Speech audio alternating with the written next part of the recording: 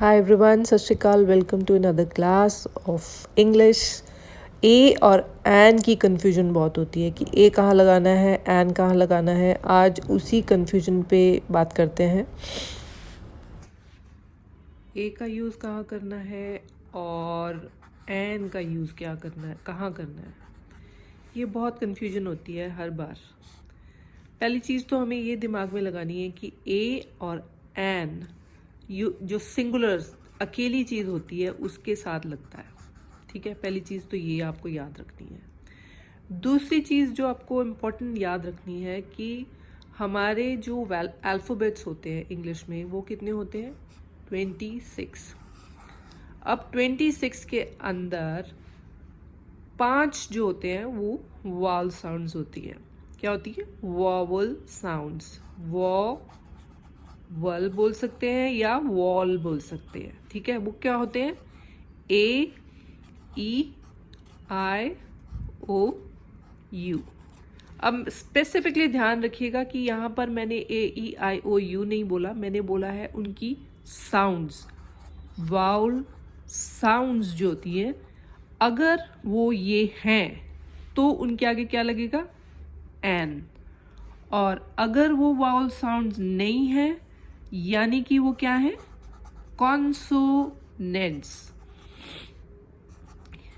क्योंकि 26 जो हमारे पास लेटर्स होते हैं उनमें से अगर 5 हमारे वाउल्स हैं तो बाकी हमारे कॉन्सोनेंट्स हैं. दैट इज 21 लेटर्स जो बचे वो कॉन्सोनेंट्स हैं. अब जैसे एग्जाम्पल पे चलते हैं, पहले कॉन्सोनेंट्स के एग्जाम्पल लेते हैं. जैसे अ बुक.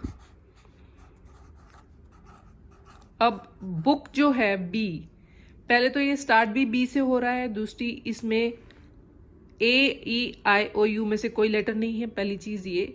दूसरी चीज़ ये कि इसमें से इनमें से कोई भी साउंड नहीं है. अब आप कहेंगे कि ये साउंड्स क्या हैं? देखिए, अगर आप हिंदी भाषा जानते हैं, हिंदी के अंदर स्वर और व्यंजन होते हैं. इंग्लिश के अंदर इतनी साउंड्स नहीं होती, वो आपको अंदाज़ा लगाना पड़ता है. जैसे जहाँ पर आपकी लिप्स बंद हो रहे हैं ना, एप्पल, मुंह का जो आपकी मूवमेंट है उसके हिसाब से इंग्लिश में उसको समझा जाता है.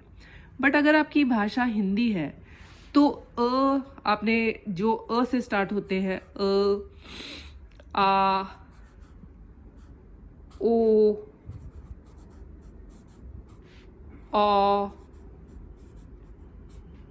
ई, बड़ी ई, यानी टेक्निकली जो भी अक्षर अ से लेकर अह तक आते हैं वो सारे वॉल साउंड्स हैं. अब आप बोलेंगे कि ए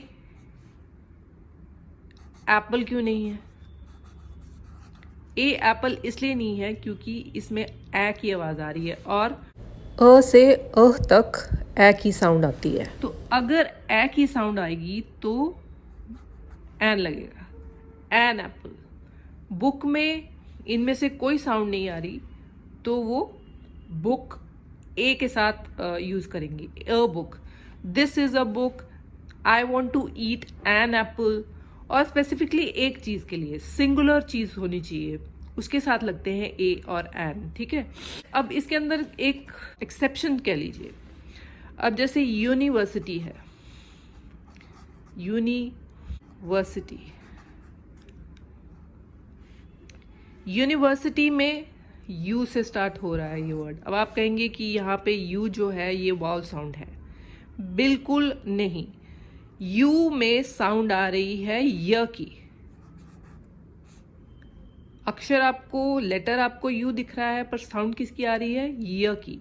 एंड य क्या है? व्यंजन, एक कॉन्सोनेंट है. सो यहाँ पर आएगा ए यूनिवर्सिटी. ऐसे ही वर्ड है अम्ब्रेला. अम्ब्रेला के अंदर आपको साउंड आ रही है अ की. अ की साउंड आ रही है तो पे क्या आएगा? An umbrella. This is an umbrella. क्योंकि अ की आवाज आई. अब आवाज जिस चीज की आएगी, अगर वाउल साउंड आएगी तो वर्ड लगेगा एन, और अगर नहीं आ रही है इट मीन्स वो कॉन्सोनेंट है तो आगे लगेगा ए. और एग्जांपल्स लेते हैं. जैसे कि वर्ड है ईयर और उसके साथ वर्ड है ईयर.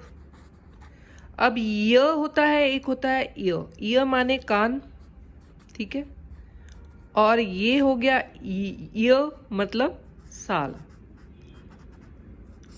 अब यहाँ पे ये y से स्टार्ट हो रहा है और इसको हम बुलाते कैसे हैं, य, और इसको हम बोलते हैं य। ई में इसकी साउंड स्टार्ट हो रही है ई से और इसकी साउंड स्टार्ट हो रही है य से। तो साउंड पे ध्यान देना है, जैसे कि मैंने आपको पहले भी बोला। अब यहाँ पर ई आ गया, अ से अ के बीच में ई, तो ये आ जाएगा वॉल साउंड, तो ये बन जाएगा एन ईयर। और यहाँ पे ये य से स्टार्ट हो रहा है विच इज अ कॉन्सोनेंट, व्यंजन है, तो यहाँ पे आ जाएगा अ ईयर, ठीक है। ऐसे ही वर्ड आता है आर, HOUR, और एक आता है OUR। आर मीन्स हमारे, एक होता है आर मीन्स घंटा।